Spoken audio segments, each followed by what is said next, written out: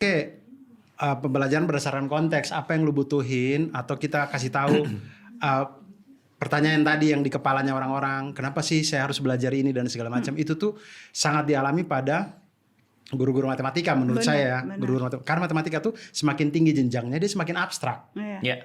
Nah, jadi itu tuh sering sekali saya temui waktu saya masih ngajar. Saya nggak bisa jawab tuh ketika mereka tanya, Pak ngapain sih saya belajar persamaan kuadrat? Saya juga limit, algoritma ngapain, logaritma gitu. Saya juga nggak tahu. Disuruh kepala sekolah, buka buku kalian.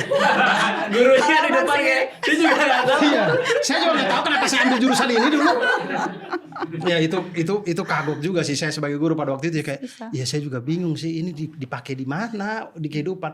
Kalau tadi gaming dengan podcast itu tuh masih hal yang kita lihat. Paham. Logaritma apa kita lihat selama di dunia ini gitu. Paham. Semakin abstrak karena itu. Jadi itu sebenarnya nggak harusnya jadi wajib buat semua orang kan.